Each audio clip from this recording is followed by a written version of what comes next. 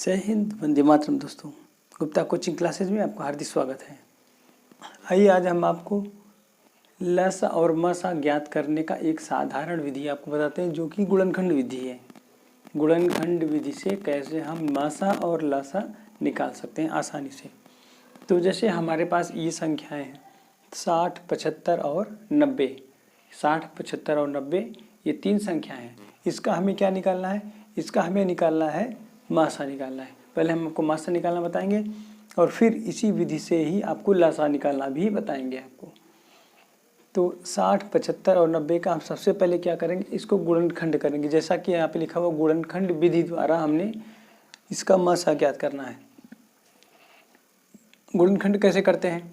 आपने पिछली छोटे क्लासों में और आपके पहले क्लासों में देखा होगा कि कैसे गुणनखंड किया जाता है। जैसे यहाँ हमने 60 का किया है गुणनखंड, कैसे किया आपको करके बता देते हैं। जिससे पहले सबसे पहले हम छोटी संख्या से भाग देते हैं। छोटी संख्या मीन्स 2 से। अगर 2 से हम भाग देंगे तो इसको 2 से भाग देंगे तो 6 में भाग देंगे, 2 तिहाई 6 और यहाँ 0 ये उतर जाएगा। जैसे भाग दिया जाता है वैसे ही भाग दिया जाता है, ठीक। फिर 2 से फिर ये कटेगी संख्या, 2 से काटेंगे तो 2 1 के 2 बचेगा 1 हासिल और यहाँ 0 और 2 पंचे 10। और फिर अब 2 से नहीं कटेगा, क्योंकि 2 से कटने का नियम होता है कि जिसके लास्ट में 0, 2, 4, 6, 8 संख्या आती है वो संख्या 2 से कट जाती है। अब ये 3 से कटेगा, 3 के पहाड़े में 3 पचे 15, 5 बार जाएगा। और फिर ये अब 3 से भी नहीं कटेगा तो 4 से भी नहीं कटेगा और ये 5 से कटेगा।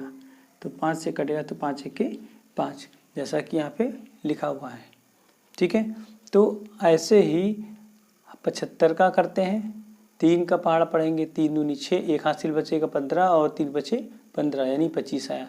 और 25 5 से कटेगा, 5 से फिर कटने के बाद यहाँ पे 5 से 25 25 हो जाएगा और फिर 5 1 के 5 हो जाएगा।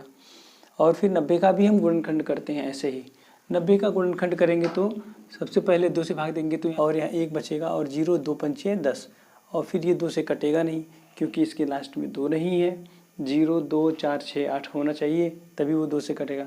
3 से कटने का नियम क्या है कि अंकों को अगर हम जोड़ देते हैं और जोड़ने के बाद जो योगफल आता है उसको हम 3 से भाग देते हैं, अगर वो कट जाएगा तो वो संख्या हमारी 3 से कट जाएगी। तो हमारा 5 और 4 जोड़ेंगे 9 आएगा, 9 जो है 3 से कट जाएगा, इसका मतलब 3 से ये कट जाएगा। तो हम आपको अगली वीडियो में एक बार एक विभाज्यता का नियम बता देंगे। तो अभी यहाँ पे देखते हैं। फिर 3 से काटेंगे, 15 को काटेंगे, 3 पचे 15 हो जाएगा। फिर 5 से भाग देंगे तो एक बार जाएगा। तो अब हम क्या करते हैं मासा निकालने के लिए, इसका बस यही तरीका ये है कि हम सारे अंकों को ऐसे लिखते हैं 60, यहाँ पे 75 और 90। 60 का जो गुणनखंड हुआ है क्या हुआ है, 2 गुणे 2 गुणे 3 गुणे 5, 2 गुणे 2 गुणे 3 गुणे 5। तो यहाँ लिखेंगे 60 के सामने लिखेंगे 2 गुणे 2 गुणे 3 गुणे 5, ऐसा लिखेंगे। और 75 के सामने लिखेंगे 3 गुणे 5 गुणे 5। यहाँ पर हम थोड़ा सा ये चीज़ देखिए कि जहाँ पर हम ये करते हैं कि ऊपर की संख्या और नीचे की संख्या जो मैच करती है उसके नीचे हम मिला के लिखेंगे। जैसे हमारा 3 और 5 3 और 5 इसमें है, तो 3 और 5 को 3 के नीचे और 5 के नीचे हमने लिखा है, बाकी 5 को हमने आगे बढ़ा दिया है। लेकिन रहेगा उतना ही कि 3 गुणे 5 गुणे 5, तो 3 गुणे 5 गुणे 5 उतनी ही गुणनखंड बनेगा। और 90 का बनाएंगे तो 90 का जब बनाएंगे तो 90 का बनेगा 2 गुणे 3 गुणे 3 गुणे 5।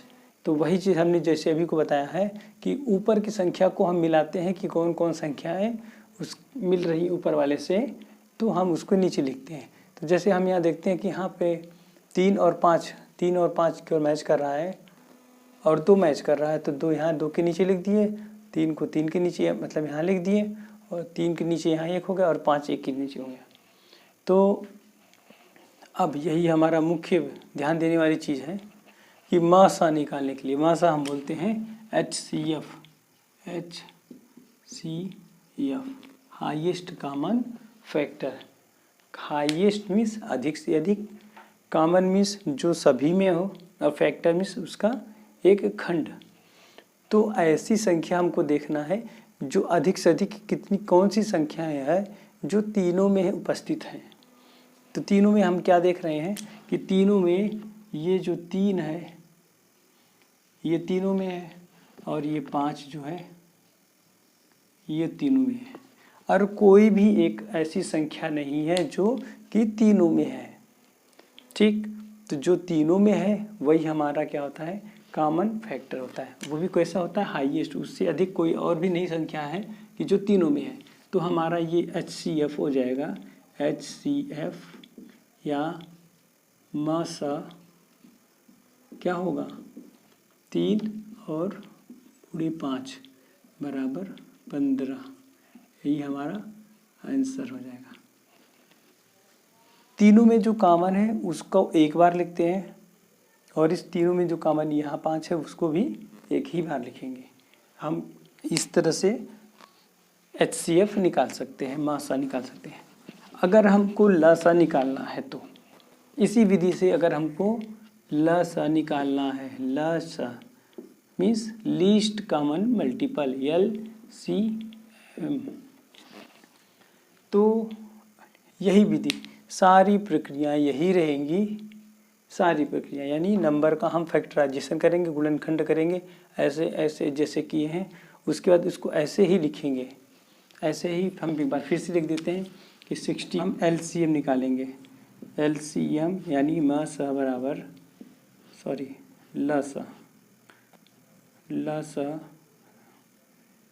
लघुत्तम समापवर्त बराबर। अब इसमें क्या ध्यान देना है, मासा में क्या करना था कि मासा में जो तीनों में कॉमन था उसी को सिर्फ लिखेंगे और उसका गुणा कर देंगे तो हमारा मासा आ जाएगा। लसा में क्या करना है, लसा में पहले उतना ही काम करना है हमको कि जो तीनों में है उसको कॉमन लेना है, यानी 3 गुणे 5, ये जो जो कॉमन है इसको हम पहले लिखेंगे। उसके बाद जितनी भी संख्याएं बची हुई हैं सबको एक एक क्रम से उतारते जाएंगे गुणा करके। क्या कहा मैंने, पहले हमने जो कॉमन था उसको लिख लिया, जो बचेगा उसको एक एक क्रम से सबको उतारते जाएंगे। जैसे यहाँ पर क्या बचा है, 2 गुणे 2, यहाँ लिखेंगे 2 गुणे 2। फिर नीचे क्या बचा है, यहाँ कुछ भी नहीं है। फिर यहाँ बचा है 3 गुणे 2 गुणे 3 गुणे 2, ये तो कॉमन हो गया, इसको हमको नहीं लेना, ये भी कॉमन। ये बचा है 5। अब हम क्या करेंगे, सबका गुणा करेंगे। 3 का 5 में 3 पचे 15, 15 दूनी 30, 30 दूनी 60, 60 3 180, 180 दूनी 360 और 360 गुणे 5, तो 360 गुणे 5 करेंगे तो 5 0 जा 0, 5 6 जा 30, 3 और 5 3 जा 15, 16 17 18, हमारा यही आंसर हो जाएगा LCM।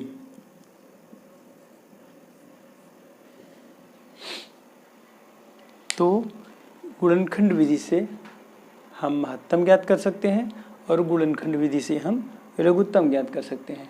तो ये अभी एक गुणनखंड विधि है, हम आपको भाग विधि से भी बताएंगे। तो दोनों ही आसान हैं। अगर आपको हमारा ये वीडियो अच्छा लगा हो तो हमारे चैनल को सब्सक्राइब कीजिए, वीडियो को लाइक कीजिए और अधिक से अधिक शेयर कीजिए। धन्यवाद दोस्तों।